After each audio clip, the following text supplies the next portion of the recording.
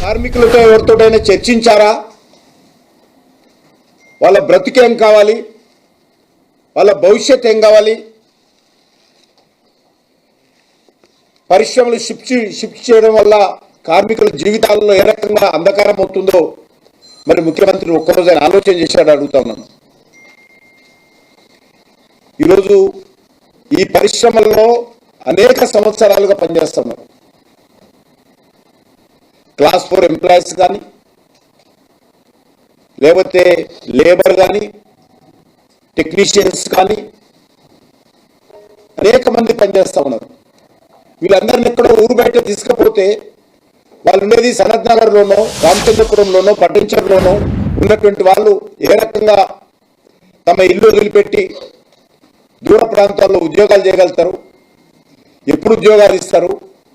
వాళ్ళకు భవిష్యత్ ఏంటి? ఏ ఒక్కరోజైనా ముఖ్యమంత్రి గారు ఈ జియో తీసుకొచ్చే ముందు కార్మికుల భవిష్యత్తు గురించి ఆలోచన చేశాడో చెప్పాల్సిన అవసరం ఉంది. పారిశ్రామిక భూమికి సామూహికంగా మల్టీపర్పస్ కమర్షియల్ యూజ్కు అవకాశం కల్పించడం వెనుక ఈరోజు అనేక రకాలుగా ఈ భూదాకు తెరదీయడం జరిగింది.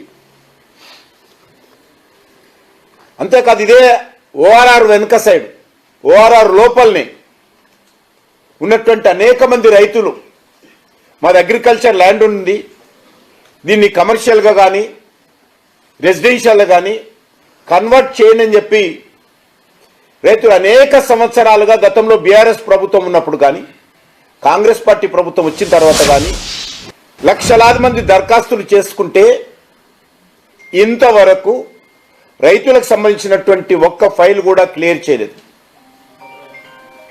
కానీ అడగకముందే పారిశ్రామికవేత్తలకు ప్రభుత్వం ఇచ్చిన భూమి, రైతుల భూమి, వాళ్ళ తాత ముత్తాతల నుంచి వచ్చినటువంటి వారసత్వ భూమి, ఈ ఇండస్ట్రీస్కి ఇచ్చినటువంటి భూమి ప్రభుత్వ భూమి.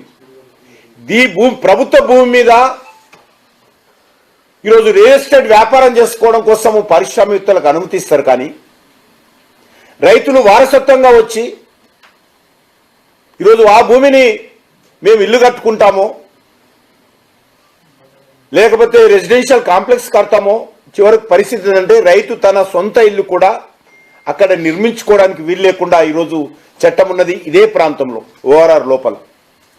రైతులకు మాత్రం ఏ రకమైనటువంటి సహకారం అందించకుండా ఈరోజు పారిశ్రామికవేత్తలకు లాభం చేకూర్చే విధంగా ఈ ప్రభుత్వం ప్రయత్నం చేస్తూ ఉంది. నేను ఒకటే అడుగుతా ఉన్నాను, ఇది పారిశ్రామికవేత్తలకు లబ్ధి చేకూర్చేటువంటి అవినీతి జీవో ఇది. రైతులకు ఒక న్యాయము, పారిశ్రామికవేత్తలకు ఒక న్యాయమా ఈరోజు ముఖ్యమంత్రి చెప్పాలి. ఈరోజు అంతేకాదు, ఈరోజు హైదరాబాద్లో ముఖ్యంగా ఈ పారిశ్రామికవేత్తలు ఉన్నటువంటి అన్ని ప్రాంతాల్లో కూడా విపరీతమైనటువంటి ట్రాఫిక్ సమస్య ఉంటుంది, విపరీతమైనటువంటి డ్రైనేజ్ సమస్య ఉంటుంది. మరి మీరు ఈ రకంగా 9,000 ఎకరాలలో